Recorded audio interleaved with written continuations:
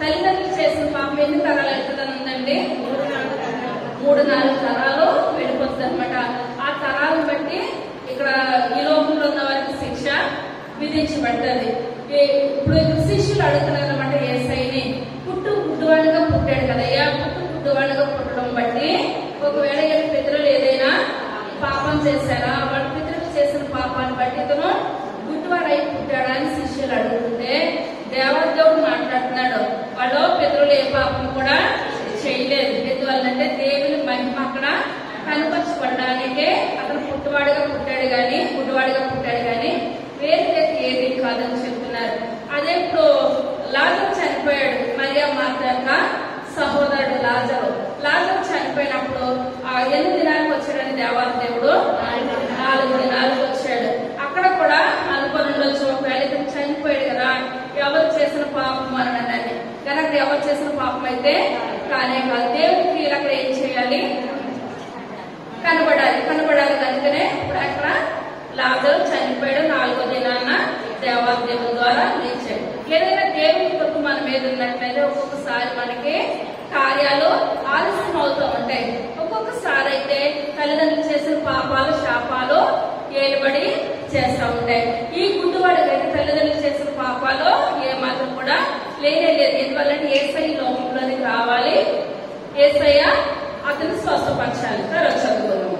కాబట్టి పొరుగు వారును వాడు భిక్షకుడని అంతకు ముందు చూచిన వారును వీడు కూర్చుండి భిక్షమెత్తుకుని వాడు కాడా అని ఆ రోజు ఆయన ఇట్టు చెప్పి నేల మీద ఉమ్ము వేసి ఉమ్మితో బురద చేసి వాడి కన్నుల మీద ఆ బురద పూసి నీకు సిలోయము కోనేటికి వెళ్లి అందులో కడుక్కొనమని చెప్పాను. సిలోయమని మాటకు పంపబడిన వాడని అర్థము. సిలోయమని అర్థం ఏంటంటే పంపబడిన వాడు. ఇప్పుడు కళ్ళని ఎలా స్వస్థపరిచాడు దేవుడు? నేల మీద ఉప్పు వేసి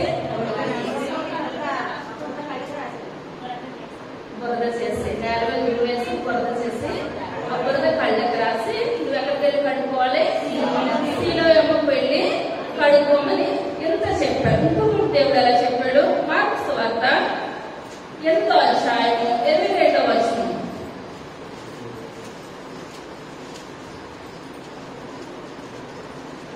అంతలో వారు బేత్సయిదాకు వచ్చిరి. అప్పుడు అక్కడి వారు ఆయన యొద్దకు ఒక గుడ్డివాడిని తోడుకొని వచ్చి వాని ముట్టవల్లని ఆయనని వేడుకొనిరి. ఆయన గుడ్డివాడి చెయ్యి పట్టుకుని ఊరి వెలుపలికి తోడుకొని పోయి వాని కన్నుల మీద ఉమ్మి వేసి వాని మీద చేతులుంచి నీకేమైనా కనబడుచున్నదా అని వాడిని అడుగగా వాడి కన్నులెత్తి మనుషులు నాకు కనబడుచున్నారు, వారు చెట్ల వలె నుండి నడుచుచున్నట్లుగా నాకు కనబడుచున్నారని. అంతటా ఆయన మరలా తన చేతులు వాడి కన్నుల మీద ఉంచగా వాడి తేరి చూచి కుదర్చబడి సమస్తములు తేటగా చూడసాగాను. చాలా ఇక్కడ ఏ రీతిగా వచ్చింది స్వస్థత?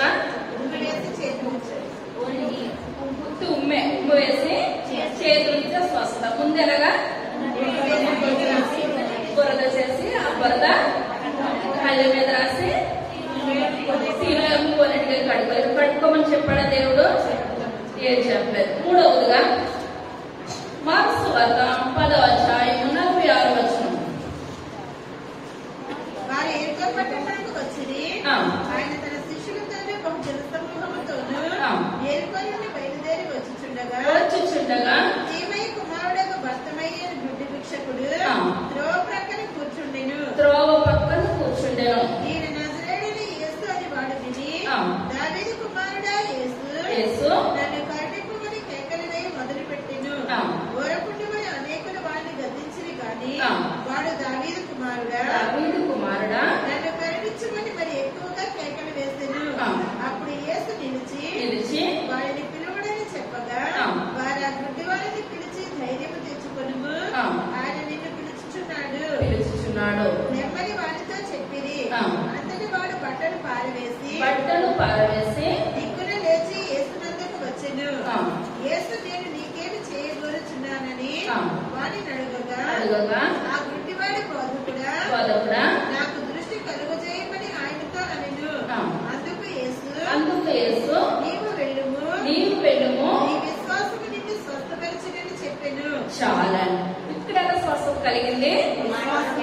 మాటతో స్వస్థత కలిగింది. ముందు ఎలా కలిగిందంటే ఉమ్ము వేసి వరద చేసి సిలోయమను కోనేటి వెళ్ళి కడుక్కోవాలి. రెండవ గుడ్డివానికి ఎలా స్వస్థత వచ్చింది?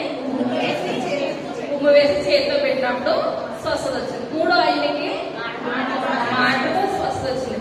మనకు కూడా ఈ లోకంలో ఒక్కొక్కరికి ఒక్కొక్క విధముగా స్వస్థతలు వస్తూ ఉంటాయి. వాళ్ళకి అలా జరిగింది, నాకు ఇలా జరగలేదు అని అనడానికి ఏమాత్రం కూడా లేనే లేదు. ఒకరికి వెంటనే స్వస్థత వస్తుంది, ఒక్కొక్కరికి 2 సార్లు ప్రార్థన చేసినప్పటికీ స్వస్థత వస్తుంది. మనిషిని బట్టి రకరకాలుగా దేవుడు స్వస్థతలు అందరికి ఒకలాగా దేవుడు అందరికి ఒకలాగా స్వస్థత ఈ లోకంలో చేయలేదు.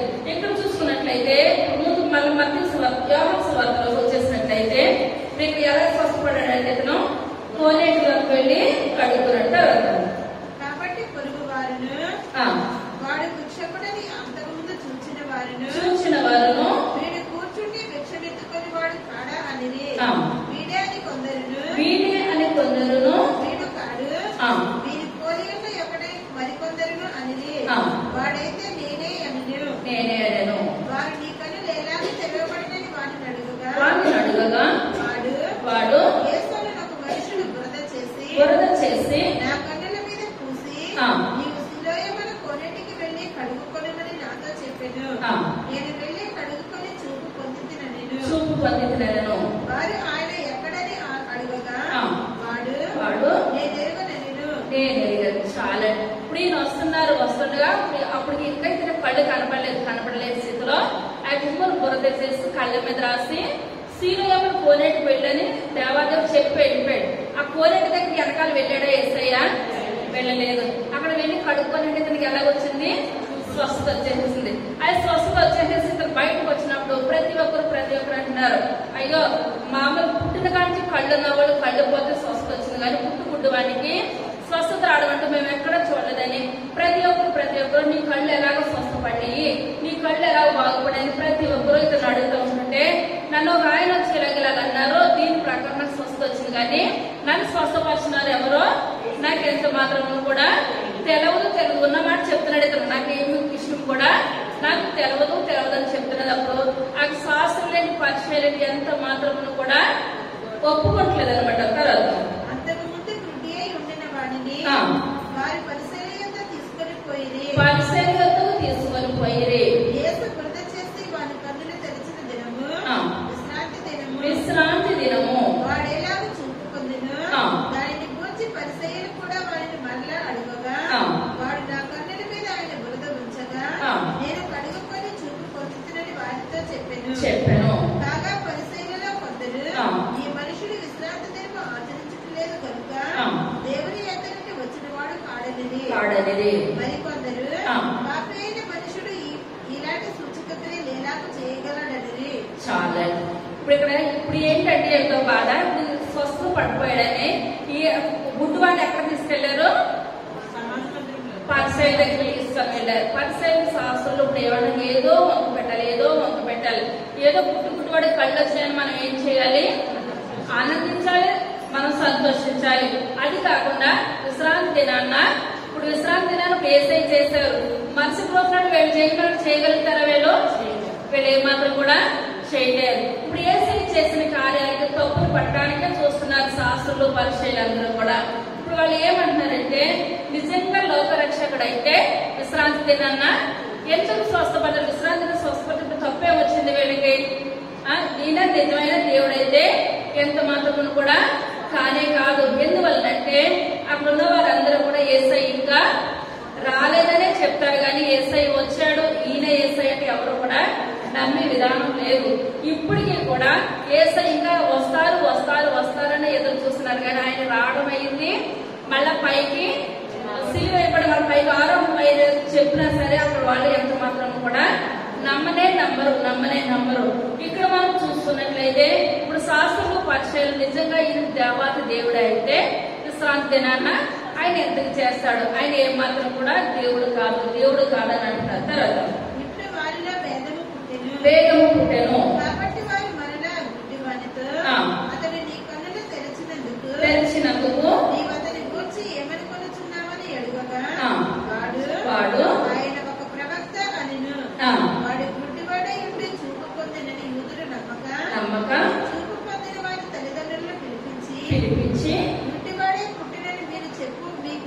వీడేనా? అలాగైతే ఇప్పుడు వీడు ఎలాగ చుట్టుచున్నాడని వారిని అడిగిరి. అందుకు వారి తల్లిదండ్రులు, వీడు మా కుమారుడనియు వీడు గుడ్డివాడుగా పుట్టిననియు మేము ఎరుగుదము. ఇప్పుడు ఎలాగ చుట్టుచున్నాడో ఎరుగము. ఎవడు వీని కన్నులు తెరచెను అది మేము ఎరుగము. చాలా ఇక్కడ వాళ్ళు ఏ మాత్రం కూడా విడిచిపెట్టలేదన్నమాట. ఈ యొక్క పుట్టుగుడ్డువాని యొక్క తల్లిదండ్రుల దగ్గరకు వచ్చేసారు. తల్లిదండ్రుల దగ్గరకు వచ్చేసి నిజంగా ఈ కుమారుడు చిన్నప్పటి నుంచి కూడా కళ్ళు లేని స్థితిలో ఉన్నాడా, అసలు ఇప్పుడు ఈ కళ్ళని ఎవరు బాగు చేశారు, ఇప్పుడు ఇతని దగ్గరికి వచ్చాను ఒకవేళ కళ్ళు ఎవరు బాగు చేసేస్తారంటే ఇప్పుడు నిజంగా యేసయ్య అన్నాడు అనుకోండి, అలా ఏమాత్రం కూడా ఊరుకోరు. నీకు బాగు చేసిన నువ్వు ఎవరని అనుకుంటున్నావు అంటే ఇతను అక్కడ అప్పటి వరకు కూడా ఏమాత్రం కూడా వెలుగుని చూడలేదు, లోకాన్ని చూడలేదు, తల్లిదండ్రులు ఎవరిని చూడలేదు కనుక ఇప్పుడు ఇతను ఏమనుకుంటున్నాడంటే గుడ్డివాడు, అతను ఒక ప్రవక్త అని నేను అనుకుంటున్నాను, నమ్ముతున్నాను. అంతే ప్రవక్త కాబట్టి ఇటువంటి గొప్ప కార్యం నాకు జరిగింది, లేకపోతే ఎవరి ద్వారా కూడా ఇది జరిగే పని కాదని ఖండితంగా చెప్తున్నాడు. చెప్తున్నప్పుడు తల్లిదండ్రుల దగ్గరికి వచ్చి ఒకవేళ పుట్టిన కాడి నుంచి ఒకవేళ కళ్ళుండి కూడా ఇప్పుడు దేవాలయం దగ్గర భిక్షం ఎత్తుకోవడానికి మీరు ఒకవేళ అలా మాట్లాడుతున్నారు ఏమని తల్లిదండ్రుల దగ్గరికి వస్తే తల్లిదండ్రులు అంటున్నారు, అయ్యా పుట్టిన కాడి నుంచి నా కుమారుడికి ఏం లేవు, కళ్ళు చూపు ఎంత మాత్రం కూడా లేదు అన్నదప్పుడు మరైతే చూపు ఎవరి ద్వారా వచ్చిందనంటే ఇప్పుడు నిజంగా ఆయన యేసయ్యే లోకరక్షకుడే, నా కుమారుడు కళ్ళను ముట్టాడని అన్నారనుకోండి, ఇప్పుడు ఆ తల్లిదండ్రులు ఏమాత్రం కూడా నిలబడినెవరు బ్రతికినెవరు కనుక వాళ్ళు అంటున్నారు ఆ శాస్త్రులు పరిచయాలతోటి, అయ్యా నా కుమారుడు వయసు వచ్చింది, చిన్నవాడైతే ఏమాత్రం కూడా కానే కాదు, పెద్దవాడైతే కింద మాటలు చెప్తున్నాడు కదా, మీకు చెప్పి మీరు ఎలా వింటున్నారు మేము అలాగే వింటున్నాం, అక్కడ జరిగిందంటే మేము ఎంత మాత్రం కూడా చూడలేదని వాళ్ళు ఏం చేస్తున్నారంటే పక్కకి వెళ్ళిపోతున్నారు. ఎందువల్లంటే శాస్త్రులకి పరిచయాలకి జడ్సి వాళ్ళు ఆ రకంగా మాట్లాడుతున్నారు. వీడి వయసు వచ్చిన వాడు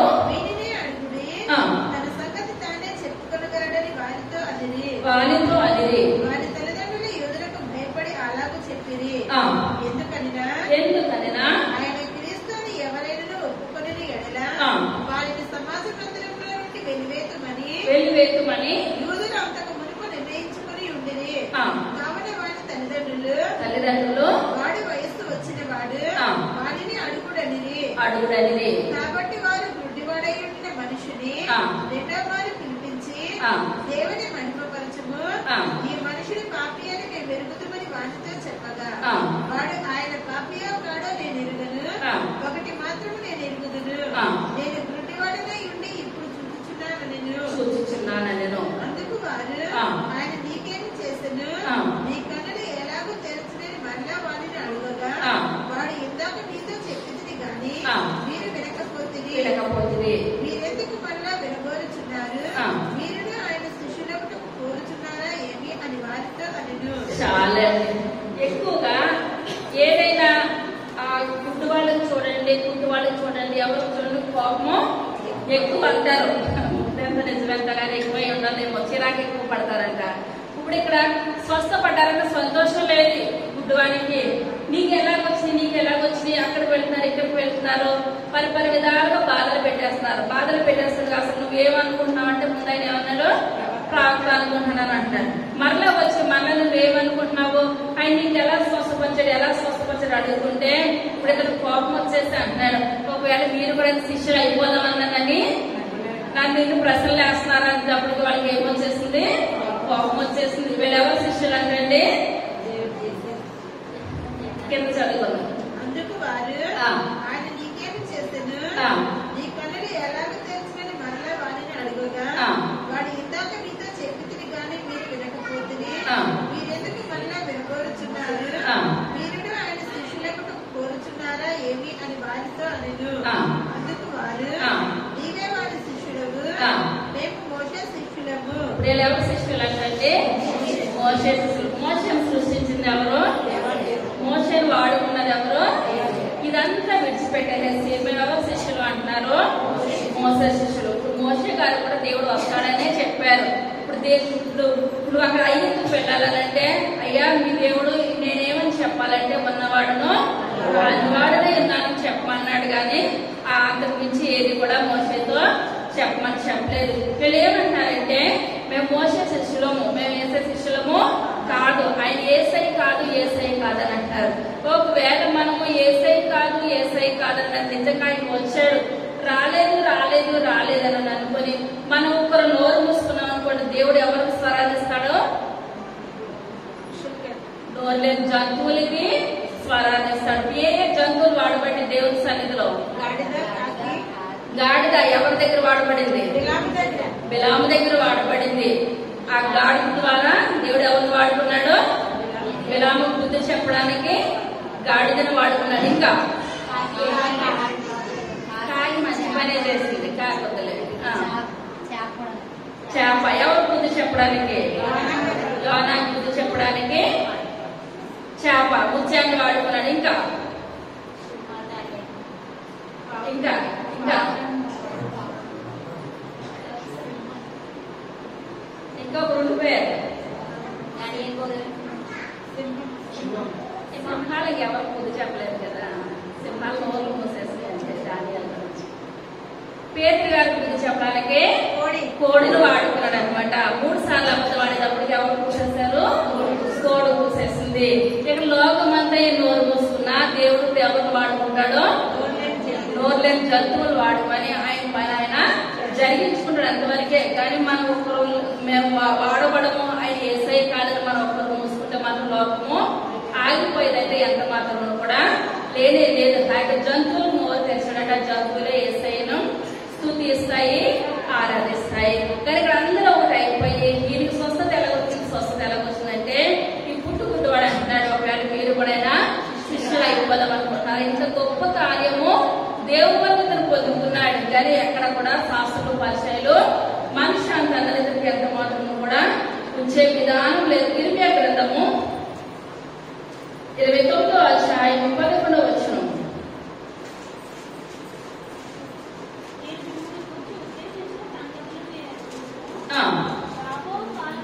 రాబో కాలమందు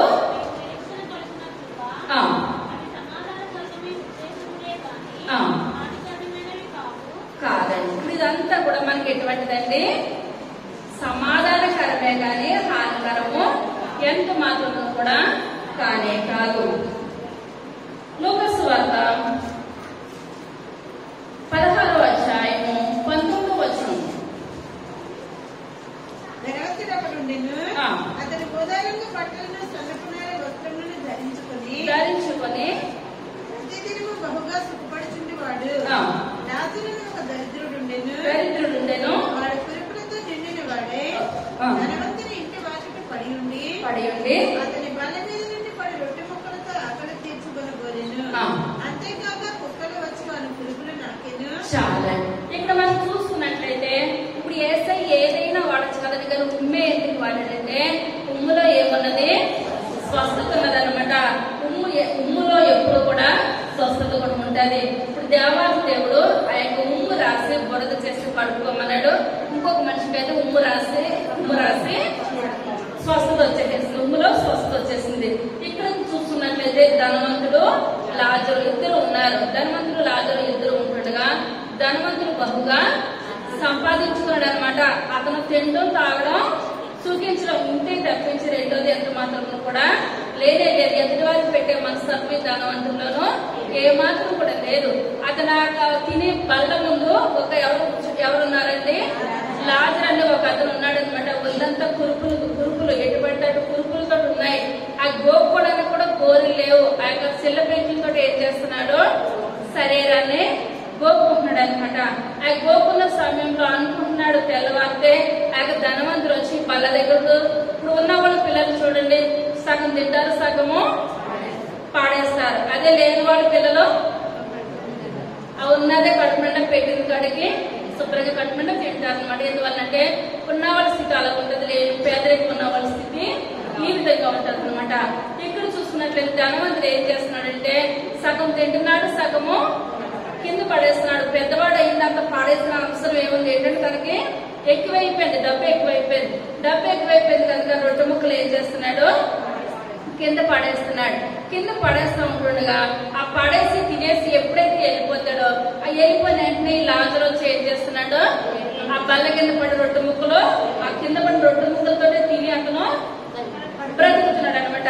అక్కడ బ్రతుకుతుండగా గోపుకోవడానికి కూడా సరైన స్థితి లేనప్పుడు ఇప్పుడు లాజరు దగ్గరికి ఎవరు వస్తున్నారు?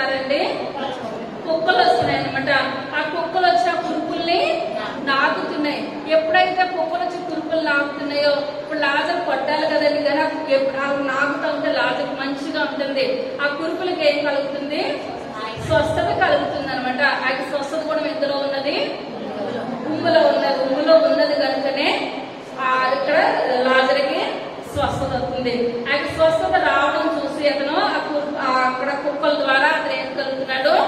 నెమ్మదిని పొందుతున్నాడు. ఆ యొక్క విడుదలను పొందుతున్నాడు. ఇప్పుడు ఎందులో ఉందండి నెమ్మది, విడుదల? ఉమ్ములో ఉన్నది.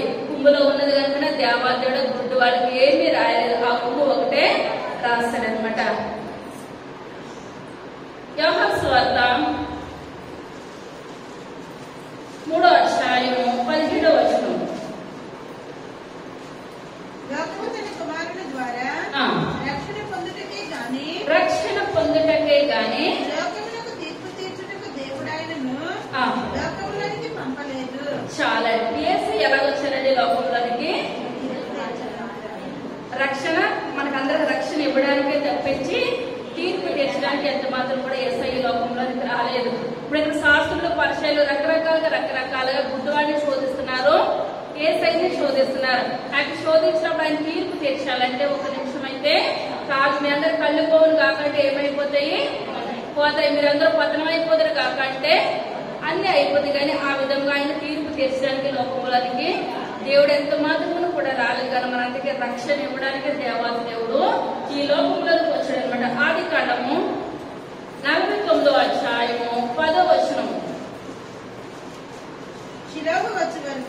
శిలోహు వచ్చే వరకు యోధా యొక్క నుండి దండము తొలగదు, అతని కాళ్ళ మధ్య నుండి రాజదండము తొలగదు, ప్రజలు అతనికి విధేయులై ఇద్దురు. ద్రాక్షవల్లికి తన గాడిదను, ఉత్తమ ద్రాక్షవల్లికి తన గాడిద పిల్లను కట్టి శిలోహు వచ్చే వరకు యోధా యొక్క నుండి దండము తొలగదు, అతని కాళ్ళ మధ్య నుండి రాజదండము తొలగదు. చాలా. ఇప్పుడు యాకోబు ఎంతమందిని ఆశీర్వదిస్తున్నాడు? 12 మందిని ఆశీర్వదిస్తున్నాడు. ఇప్పుడు ఎవరిని ఆశీర్వదిస్తున్నాడు ఈ వచనంలో? యోధాను ఆశీర్వదిస్తున్నాడు. యోధా అనగా స్తుతి. యోధాలో నుంచే యేసయ్య లోకంలోనికి వచ్చారనమాట. ఇప్పుడు యోధాను ఆశీర్వదించి ఇశ్రాయేలు ప్రజలు అక్కడ ఐగుప్తులో బయలుదేరి అక్కడ చివరి కానానికి వచ్చేంత వరకు కూడా అక్కడ మందసాన్ని వేలో మోసుకొని పట్టుకొని వచ్చారు. ఆ యొక్క పట్టుకొని వచ్చిన మందసం ఎక్కడ పెట్టారండి? అదంతా మధ్యలో. ఇప్పుడు అక్కడ పట్టుకొచ్చిన ఆ యొక్క మందసాన్ని ఇప్పుడు మనం చెప్పుకుంటున్నాం కదా, సిలోయమని కోనేటిలో ఉంచారు. ఎక్కడ ఉంచారు? సిలోయమని కోనేటి దగ్గర ఆ యొక్క మందసాన్ని ఉంచారు. ఆ మందసంలో ఏమేమి ఉన్నాయి? అహరోను కర్ర, 10 ఆజ్ఞలు, పన్నాగల పాత్ర. అహరోను కర్ర, పన్నాగల పాత్ర, 10 ఆజ్ఞలు. ఇక్కడ 10 ఆజ్ఞలు అన్ని పట్టుకొని వచ్చి ఇప్పుడు అది మధ్యలో వదిలేస్తారని చెప్తున్నాడా యాకోబు? ఆ యొక్క మందసాన్ని మీరు ఎక్కడ పట్టుకొని వస్తారు? సిలోహు చివరి వరకు పట్టుకొని వస్తారు. ఆ యెరూషలేము దేవాలయం కట్టించినప్పుడు ఆ దేవాలయం పక్కన ఏముంటది? సిలోయమను కోనేరు ఉంటది. ఇప్పుడు కోనేరు దగ్గర ఏం పెట్టాలి? ఈ యొక్క మందసాన్ని పెట్టాలి. ఈ యొక్క మందసాన్ని పెట్టాలి కనుక వీళ్ళు పట్టుకొని వెళ్తున్నారు కనుక వీళ్ళు ఇంకా బయలుదేరలేదు, ఏది చేయలేదు. బయలుదేరక ముందే యాకోబు దేవుడు మాట్లాడినప్పుడు ఇప్పుడు యాకోబు ఏమని వాళ్ళని ఆశీర్వదిస్తున్నాడండి? జరగబోయి చెప్తున్నాను, మీరు ఈ దేవుడు ఇచ్చిన ఆజ్ఞలన్నీ పట్టుకొని వెళ్తారు కదా, అవి మీరు ఎక్కడ పెట్టాలి? సిలోహు దగ్గర పెట్టాలి. దేవుడి నామానికి వందనాలు. యాకోబు చెప్పిన విధంగా, ఇశ్రాయేలు చెప్పిన విధంగా వీళ్ళు ఎక్కడ పెట్టారంటే సిలోయము వచ్చినంత వరకు కూడా ఆ మందసాన్ని పట్టుకొని వీళ్ళు వచ్చారనమాట. మనం చాలా సార్లు చెప్పుకున్నాము. ఆ యొక్క గోత్రాలు ఏంటండి? 12 గోత్రాలు. ఎలా డివైడ్ అయినవి? 11, 2, 10 రాజ్యాలు ఏం రాజ్యాలు అంటారు?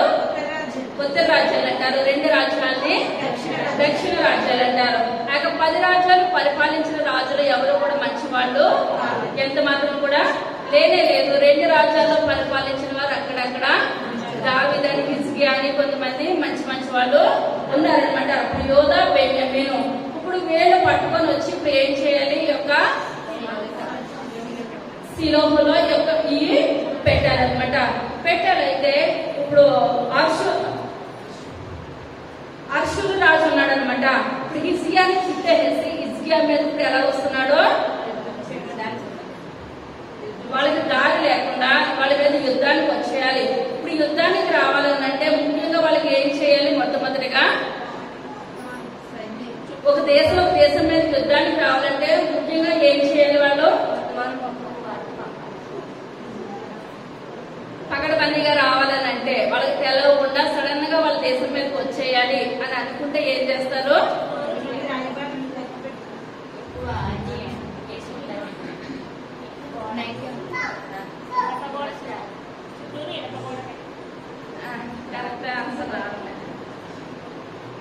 ఫస్ట్ గుంట వాళ్ళు ఏం చేస్తారంటే నీరుని బంధించేస్తారు. ఏం చేస్తారు? నీరుని బంధించేస్తారు. ఇప్పుడు మన మీద కోపం ఉన్నది, మన మీద కోపం ఉంటే ఇప్పుడు శత్రువులు చుట్టుముట్టేశారు. చుట్టుముట్టేసినప్పుడు మనకు బ్రతకాలంటే నీరు తాగాన కొన్నాళ్ళు మనము బ్రతుకుతాం. ఆ నీరే ముందు బంధించేస్తే బ్రతకడం కష్టం. బ్రతకడం కష్టం కనుక ఇప్పుడు అర్షూరు రాజు ఇప్పుడు ఏం చేస్తున్నాడు? ఇప్పుడు హిజ్కియా మీదకి యుద్ధానికి వస్తున్నాడు. సడన్ గా యుద్ధానికి వస్తున్నాడు. ఆ సడన్ గా యుద్ధానికి వచ్చినప్పుడు అనుకుంటున్నాడు ఈ యొక్క రాజు ఏమని, ఇతను ఆశామాష అయితే ఎంత మాత్రమును కూడా కానే కాదు. ఇప్పుడు ఇతను మీదకి ఎందువల్లనంటే దావీదు మహారాజు చేసిన యుద్ధాలనంటే హిజ్కియా చేసిన యుద్ధాలను ప్రతి విషయంలో కూడా ఎవరు కృప ఉన్నదండి? వాళ్ళ మీద దేవుని యొక్క కృప ఉన్నది, దేవుని యొక్క అనుగ్రహం ఉన్నది. ఈ లోకం అంతా ఒకటైనా దేవుని యొక్క అనుగ్రహం మన మీద ఉన్నట్లయితే లోకం మనల్ని ఏది కూడా ఏ విధంగా ఏమి కూడా చేయలేదు. ఇప్పుడు ఇక్కడ ఇతని మీద హిజ్కియా మీద యుద్ధానికి రావాలనంటే ఇతను అనుకున్నాడు అర్షూరు రాజు ఏమని, ముందుగా నేను ఏం చేయాలి? నీటి బావులు నేను దారి తప్పించేయాలన్నమాట. దారి తప్పించేయాలి. ఇప్పుడు మన విజయవాడలో వరదలు వచ్చినాయి. వరదలు వచ్చినప్పుడు ఇంతైతే నీరు మునిగిపోయింది. వాళ్ళకి కానీ తాగడానికి ఏమైనా ఉందంటారా?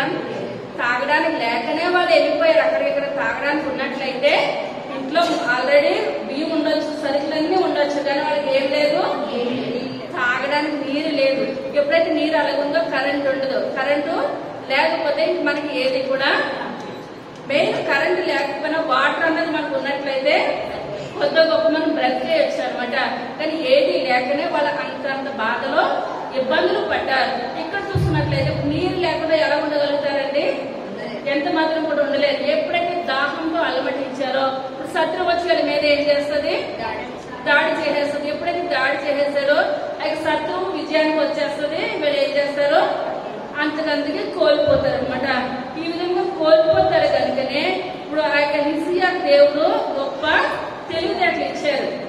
అందుకనే మనం బైబిల్లో కనుక మనం చూసుకున్నట్లయితే వీళ్ళు ఎటువంటి వారంటే మనిషి బ్రతికుండగానే చర్మం తీసేయాలనంటే అర్షూరు వాళ్ళు చర్మం తీసేస్తారు. బాలింత్రాలేంటి, చంటి బిడ్డలేంటి, తన మన ఏది కూడా చూడరు. అంత క్రూరులు అనమాట, భయంకరమైన క్రూరులు. అందుకనే దేవాతి దేవుడు ఆ యొక్క యోనాను పిలిచి ఎక్కడికి వెళ్ళమన్నాడండి? నినివే వెళ్ళమంటే ఎక్కడికి వెళ్ళిపోయాడు? తర్షీషుకి వెళ్ళిపోయాడు. ఆ యొక్క నినివే వారు అనమాట. వీళ్ళు ఎటువంటి వారు? క్రూరులు అనమాట. మంచి వాళ్ళు కాదు, మంచి మనస్తత్వం లేదు అనుకున్నాడు. అమ్మో నేను వాళ్ళ మధ్యకి నేను ఎంత మాత్రం కూడా వెళ్ళనని అనుకున్నాడు. కానీ తర్షీషు వెళ్ళినా దేవుని యొక్క చిత్తం ఆగిందంటారా? ఏమాత్రం కూడా ఆగలేదు. ఇక్కడ కూడా అటువంటి వాళ్ళు ఎవరి మీదకి యుద్ధానికి వస్తున్నారు? హిజ్కియా మీదకి యుద్ధానికి వస్తున్నారు. ఆ హిజ్కియా మీదకి యుద్ధానికి వస్తుంటే హిజ్కియాకి దేవుడు ఇచ్చిన జ్ఞానాన్ని బట్టి హిజ్కియా చాలా తెలివైన వాడు అనమాట. 2వ దినవృత్తాంతాల గ్రంథము 32వ అధ్యాయము మొట్టమొదటి వచనం. రాజుకి నమ్మకమైన చర్య చూపిన తరువాత అర్షూరు రాజైన సన్హెరీబు వచ్చి యోధా దేశంలో చొరబడి ప్రాకార పరముల ఎదుట దిగి వాటిని లోపరుచుకొని చూచెను. సన్హెరీబు దండెత్తి వచ్చి యెరూషలేము మీద యుద్ధము చేయ నిర్దేశించి ఉన్నాడని హిజ్కియా చూచి పట్టణము బయట నుండి ఓటల నీళ్లను అడ్డవలనని తలచి తన ఎదుపతులతోనూ పరాక్రమశాలులతోనూ యోచన చేయగా వారందరికి సహాయం చేసిరి. బహుజనులు పోగై అశ్వరు రాజులు రానేలా విస్తారమైన జనము వారికి దొరుకునేలా అనుకుని ఓటలన్నింటినీ దేశ మధ్యముకుండా పారుచున్న కాలువను అడ్డిరి. వీళ్ళు ఏం చేస్తారండి, ఓటలన్నీ కూడా కాలువలు కూడా రాకుండా చేసేస్తారని ముందుగానే హిజ్కియా గ్రహించాడు అనమాట. కానీ వీళ్ళకి తెలియదు. ఇప్పుడు వీళ్ళు వచ్చి సడన్ గా ఇప్పుడు ఏం చేస్తున్నారు, నీళ్ళు కాలువలో ఆపేస్తున్నారు అనమాట. మరియు ధైర్యం తెచ్చుకొని వాడైన గోడ యావత్తు కట్టించి గోపురముల వరకు దానిని ఎత్తి చేయించి బయట మరి గోడను కట్టించి దావీదు పరుపులో బిండో దుర్గమును బాగు చేయించెను. రెండో రాజుల గ్రంథము 8వ అధ్యాయం 8వ వచనం. హిజ్కియా చేసిన ఇతర కార్యాలను గూర్చి అతని పరాక్రమం అంతటిని గూర్చి అతడు కొలను త్రవ్వించి కాలువ వేయించి పట్టణంలోనికి నీళ్లు రప్పించిన దాన్ని గూర్చి యూదా రాజుల వృత్తాంతముల గ్రంథమందు వ్రాయబడి ఉన్నది. చాలండి. ఇప్పుడు హిజ్కియా దావీదు పొలంలోని కట్టండి పెద్ద కొనలు తవ్వించేస్తాడంటే ఎంత లోతంటే 1750 అడుగులు లోతంటే కింద నుంచి ఏం చేస్తాడు, తవ్వించేస్తాడు అనమాట. అది శత్రువులకి ఎంత మాత్రం కూడా తెరవదు. లోతు ఎంత, 1750 అడుగులు లోతు అనమాట. కింద నుంచి నీరు తవ్వించేస్తాడు అనమాట. గీహోను నది, కెద్రోను నది వాగులు కూడా పేర్చేస్తాడండి. ఆ యొక్క నీళ్లు తప్పించేస్తాడు. గీహోను నది, కెద్రోను నది, ఈ వాగులు గుండగా ఇప్పుడు ఆ హిజ్కియా ఏం చేస్తాడు, 1750 అడుగుల కింద నుంచి నీరుని త్రవ్వించేస్తాడు అనమాట. ఆయన నీరు త్రవ్వించేస్తే ఇప్పుడు శత్రువు వచ్చి ఎంతకాలం పొంచి ఉంటాడు ఆ యొక్క పట్టణాల చుట్టూరు, కొన్ని రోజులు ఉండొచ్చు. వాళ్ళకు కూడా పెద్ద ఏమీ కూడా పట్టుకొని రావచ్చు రాకపోవచ్చు. కానీ ఒక 10 సంవత్సరాలు 20 సంవత్సరాలు వాళ్ళ అలాగా పట్టణం చుట్టూ ఉన్నా వీళ్ళకి నీరు ఏమాత్రం కూడా ఇంకే తక్కువేం లేదు, కొనుగు లేదనమాట. వీళ్ళు మంచిగా సురక్షితంగా ఉంటారు. ఆ శత్రువులు అనుకుంటారు మహా అయితే వీళ్ళు మనం నీళ్లు పట్టుకుంటాం, రెండో రోజున నీళ్లు ఉంటాయి మన దగ్గర, ఎన్ని రోజులు సరిపడిగా పెట్టుకుంటాం, మహా అయితే ఒక్క రోజు ఎక్స్ట్రా ఉంటాయేమో, రెండో రోజుకి ఏమాత్రం కూడా ఉండవు. చాలా కష్టాలు అనుభవించవలసి ఉంటుంది. ఇక్కడ చూసుకున్నట్లయితే ఇప్పుడు హిజ్కియా ఆ రకంగా దావీదు పొలానికి నీరు తప్పించకపోతే ఏమవునంటే వీళ్ళకి కూడా కష్టమవును. ఎందువల్లంటే ఇదంతా జరగాలి. అక్కడున్న ఎక్కడి నుంచి రావాలండి, సీలో ఏమని పోనీ దగ్గరికి ఏమి రావాలి, మందసం రావాలి. దేవుని నామానికి వందనాలు. ఇప్పుడు మందసం రావాలి కనుక ఇప్పుడు దావీదు పొరములో నుంచి ఆ నీరు అక్కడ ఉండాలి కనుక అక్కడ సీలో ఏమని పోనీ యెరూషలేం దేవాలయానికి ఆనుకొని ఉన్నది.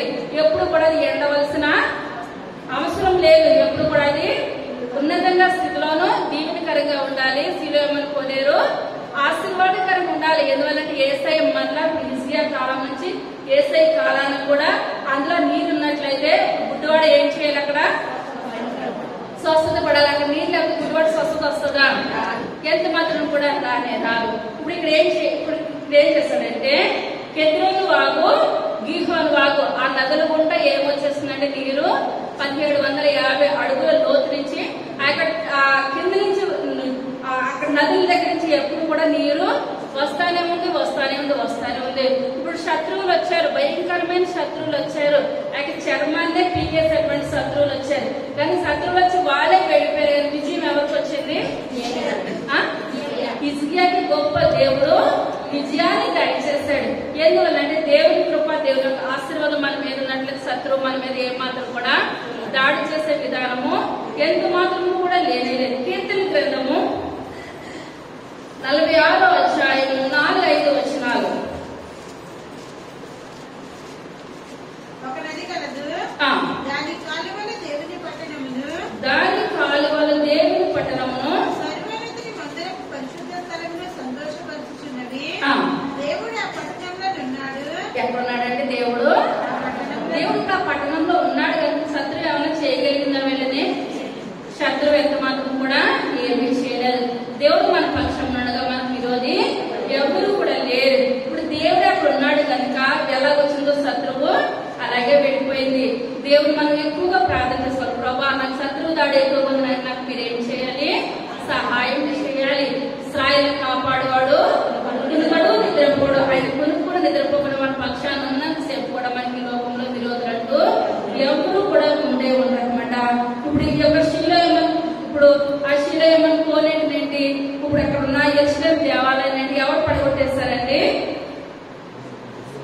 నెబుకద్నెజరు రాజు దేవాలయాన్ని సంపూర్తిగా పడగొట్టేస్తాడు అనమాట.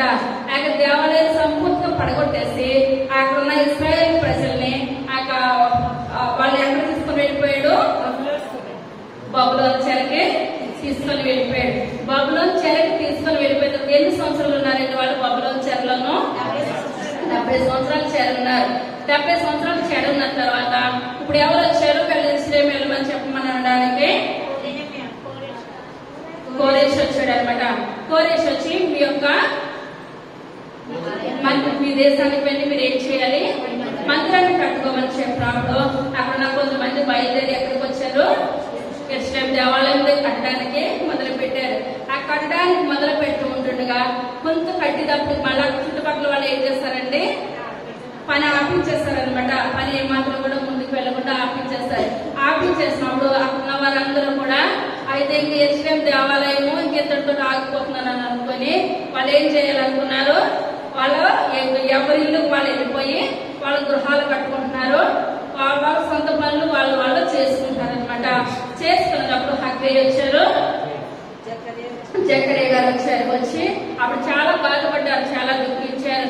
అయ్యో వీళ్ళు యెరూషలేము దేవాలయం కొరకు ఇన్ని సంవత్సరాలుగా ప్రార్థన చేసి బిడ్డలు పంపించినప్పటికీ వీళ్ళు ఏం పనులు చేస్తున్నారు? వాళ్ళ సొంత పనులే చేసుకుంటున్నారు కానీ దేవాలయం గురించి ఏమాత్రం కూడా పట్టించుకుంటలేదు. 1600 సంవత్సరాలు పని ఆగిపోయింది అనమాట. ఆ పని ఆగిపోయినప్పుడు మళ్ళా పనిని మొదలు పెట్టారు. మొదలు పెట్టినప్పుడు నెహెమ్యా గ్రంథము 3వ అధ్యాయము 15వ వచనం.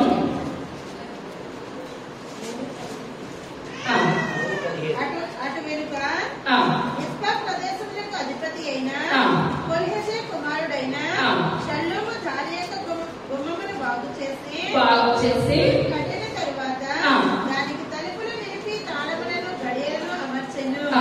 ఇదియు కాక దావీదు పట్టణం నుండి కిందకు పోవ మెట్ల వరకు రాజు తోట ఎదురున్న సిలోయము మడుగు యొక్క గోడను అతడు కట్టెను. చాలా ఇప్పుడు యెరూషలేము దేవాలయం పడగొట్టినప్పుడు ఏ గోడ పడిపోయింది? సిలోయము మళ్ళీ చెప్తారు. దావీదు పట్టణం నుండి క్రిందకు పోవ మెట్ల వరకు రాజు తోట యొద్దనున్న సిలోయము మడుగు యొక్క గోడను అతడు కట్టెను. అతని ఆనుకొని యెరూషలేములో సగము భాగమునకు అధిపతియు. చాలా ఇప్పుడు షల్లూము ఏం కట్టించాడండి? సిలోయమ్మను గోడ కట్టించాడు అనమాట. ఆ సిలోయమ్మను గోడ కట్టించిన తర్వాత ఇశ్రాయేల్ ప్రజలందరూ ఇప్పుడు ఎక్కడికి రావాలి?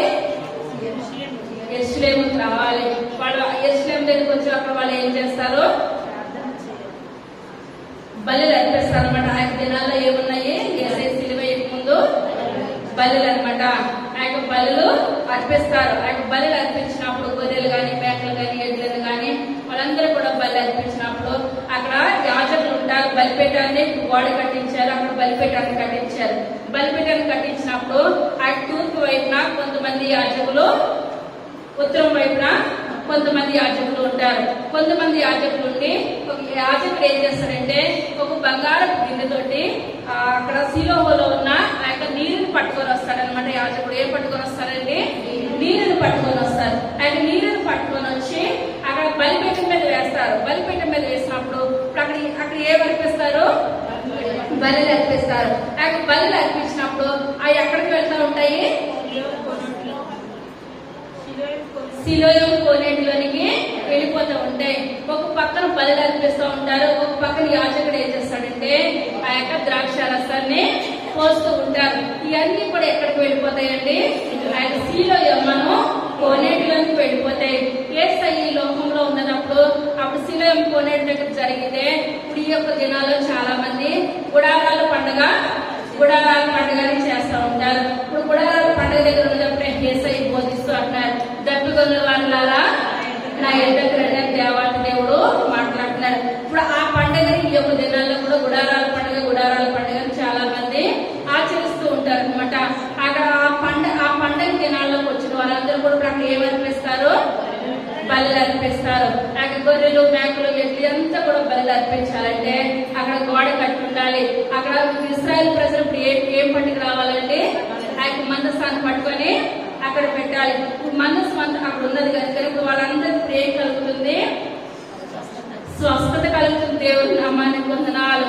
దేవుని యొక్క రాత అందులో ఉన్నాయి కనుక ప్రతి విషయానికి అక్కడ గొప్ప అక్కడ బలులు జరుగుతున్నాయి, ప్రతిదీ జరుగుతున్నాయి కనుక శ్రీలోయం కోనేటిలో గుడ్డివాడు పడుకున్నప్పుడు అతనికి ఏం కలిగిందంటే స్వస్థత కలిగింది. చివరిదిగా యెషయా గ్రంథము 12వ అధ్యాయము 3వ వచనం.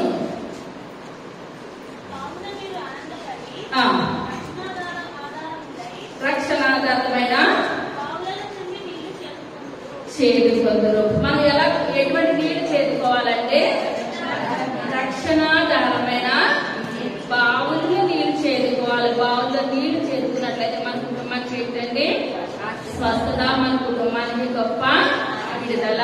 ఇక్కడ మనం చూసుకున్నట్లయితే ఎంతమంది గుడ్డివాళ్ళు చూస్తున్నాం అండి? ఒకటి నాన్న 3 గుడ్డివాళ్ళు. మొదటి గుడ్డివాడు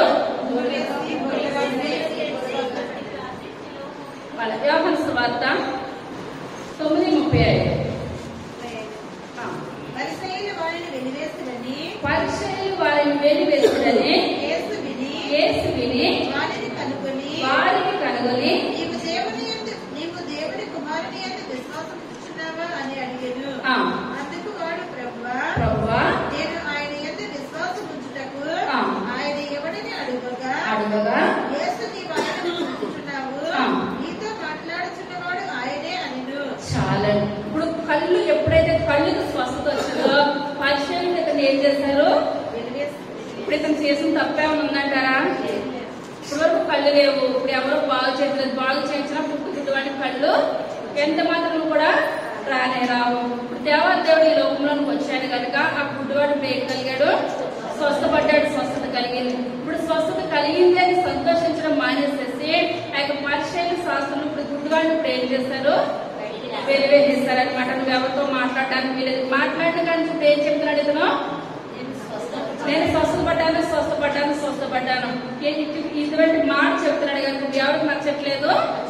పరిశీలన శాస్త్రులకి నచ్చట్లేదు. ఎందువల్లంటే ఇప్పుడు ఇతను సాక్ష్యం ద్వారా అనేక మంది ఇప్పటికే చాలా మంది ఏసై వెనకాల వెళ్ళిపోతున్నారు అని వాళ్ళకి చాలా బాధ అనిపిస్తున్న సమయంలో ఇప్పుడు గుడ్డివాడికి సాక్ష్యం ద్వారా కూడా అనేకమైన బిడ్డలు ఎటువైపు వచ్చేస్తారు?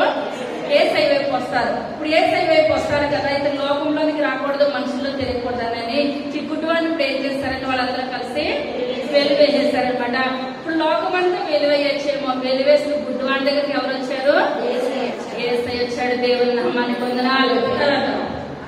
అప్పుడు యేసు చూడని వారు చూడవలెను, చూచువారు గుడ్డివారు కావలెను అని తీర్పు నిమిత్తము నేను ఈ లోకమునకు వచ్చిందని చెప్పాను. ఆయన యొద్దనున్న పరిశీలనలో కొందరు ఈ మాట విని మేమునే గుడ్డివారమా అని అడిగిరి. చాలా. ఇప్పుడు దేవాదేవుడు అంటున్నాడు అనమాట వాళ్ళ దగ్గరకు వచ్చి, ఇప్పుడు చూస్తున్నాం అంటారు. వాళ్ళందరూ ఎటువంటి వాళ్ళు?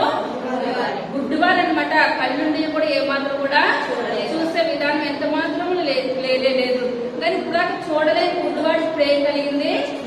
స్వస్థత కలిగింది. అది చెప్పినప్పటికల్లా ఇప్పుడు వాళ్ళ పరిశీలించి శాస్త్రులు కోపం వచ్చేసి అది మేము ఎటువంటి వారము? మేము గుడ్డివారమా అని వాళ్ళే ఏం చేస్తున్నారు? వాళ్ళు అనుకుంటున్నారు అనమాట, తగ్గించుకుంటున్నారు. తర్వాత అందుకు యేసు గుడ్డివారైతే మీకు పాపము లేకపోవును గాని చూచుచున్నామని మీరు ఇప్పుడు చెప్పుకొనుచున్నారు గనుక మీ పాపము నిలిచి ఉన్నదని చెప్పాను. చాలా. ఇప్పుడు ఏసై ఇప్పుడు మనం చూస్తున్నాం పక్షవాయు రోగం కలవాలని స్వస్థపరిచినప్పుడు దేవుడు ఏమంటున్నాడు? ఎవరికి స్వస్థత రావాలన్నా మీ పాపాలు క్షమించబడి ఉన్నాయి, సమాధానం కలగానవే వెళ్ళిపో. ఎప్పుడైతే పాపాలు పోతేనే వాళ్ళ ఏం కలుగుతుంది? స్వస్థత ఉంటుంది. మన పాపాలు మనలో ఉన్నట్లయితే మనకు స్వస్థత వస్తుందా? ఎంత మాత్రం కూడా రావట్లేదు. 38 ఏళ్ల నుంచి పడి ఉన్నాడు బెతెస్దా కోనేరు దగ్గర. ఇప్పుడు అతను దేవుడు ఏమన్నాడు? నీ పాపాలు క్షమించబడలే, నీ పరిపెట్టుకొని వెళ్ళిపో. పక్షవాయు రోగం కలవాలతో దేవుడు ఏమన్నాడు? నీ పాపాలు క్షమించబడలే. 4 పీకల మీద దింపారు. ఆ దింపిన అతనితో దేవుడు ఏమన్నాడు? నీ పాపాలు క్షమించబడి ఉన్నాయి, నీ పరిపెట్టుకొని వెళ్ళిపో. ఎవరినైనా దేవుడు మనకు పాపాలు క్షమించబడితేనే గానీ దేవునికి మనకి సాంగత్యం లేదు. దేవునికి మనకి తన అడ్డుగోడ వేసేసిందంటే మన పాపాలు నిలిచినట్లయితేనే మనకి అడ్డుగోడ. ఎప్పుడైతే అడ్డుగోడ తొలగిందో దేవునికి మనకి ఏముంటదండి? సహవాసం తెలుగు శాస్త్రంలో పరిశుద్ధుడు దేవుడు ఏమంటున్నాడు, మీ పాపాలు నిలిచిపోయి అని మాట్లాడుతున్నాడు. నిలిచిపోని కనుకనే వాళ్ళ పాపాలు వాళ్ళలో ఉన్నాయి కనుకనే వాళ్ళ ప్రతి విషయంలోనూ కూడా తప్పు పడుతున్నారు. కానీ ఏమాత్రం కూడా వాళ్ళ జీవితాలు వాళ్ళు సరి చేస్తున్న విధానం ఎంత మాత్రం కూడా లేదనేది. తర్వాత లాస్ట్ మాట, అందుకు యేసు మీరు గుడ్డివారైతే మీకు పాపము లేకపోవును కానీ చూచుచున్నామని మీరు ఇప్పుడు చెప్పుకొచ్చున్నారు కనుక మీ పాపం నిలిచి ఉన్నదని చెప్పాను. చాలండి. శాస్త్ర పరిచయం ఏమి నిలిచిపోయిందంటే పాపాలు నిలిచిపోయి మన యొక్క దినాలు ఆయన శరీరము రక్తము తీసుకుంటున్నాం.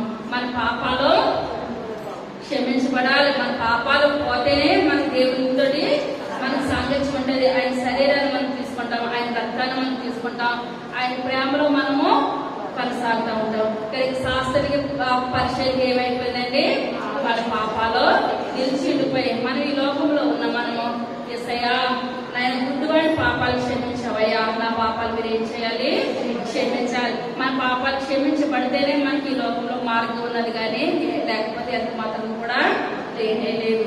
ఎంతమంది గుడ్డివాళ్ళు స్వస్థపడ్డారండి? ముగ్గురు గుడ్డివాళ్ళు. ఫస్ట్ గుడ్డివాడికి ఎలా స్వస్థ వచ్చింది, వేసి పూజ చేసి కడుక్కోవాలి. రెండో వాళ్ళకి వేసి స్వస్థపరిచారు. మూడో వాళ్ళకి మాట్లాడు. ఉమ్ములో స్వస్థత ఉన్నదా? ఉమ్ములో స్వస్థత ఉన్నది. లాదరు కొద్ది దేని ద్వారా స్వస్థత వచ్చింది? కుక్క నాకడం వల్ల. కుక్క ఉమ్ములో కూడా స్వస్థత ఉన్నది, మనిషి ఉమ్ములో కూడా ఏమున్నది? స్వస్థత ఉన్నది. ఇప్పుడు సీలో ఏమైనా కోనేరు అన్నదానికి అర్థం ఏంటి? పంపబడిన వాడని అర్థము. ఇప్పుడు సీలో ఏమైనా కోనేట్లో ఇప్పుడు ఏం పెట్టారు? మందసాలు పెట్టారు. మందసంలో ఏమున్నాయి?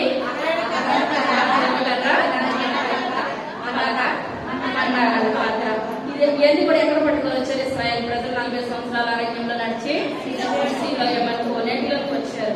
మన పాపాలన్నీ కూడా కడగబడాలన్నా, దేవునికి మనకి సాంగత్యం ఉండాలన్నా, మన ఈ లోకంలో మనం ఏం చేయాలి? ఆయన రక్తంలో మనము కడగబడాలి. ఆయన శరీరంలో మనము పాల్గొందులు పొందుకున్నట్లయితే దేవుడు మనందరినీ కూడా అబ్రహాము కుడి పక్షాన కూర్చోబెట్టే మనందరికీ అనుగ్రహిస్తాడు. చిన్న మాటలో దేవుడు దీవించును గాక.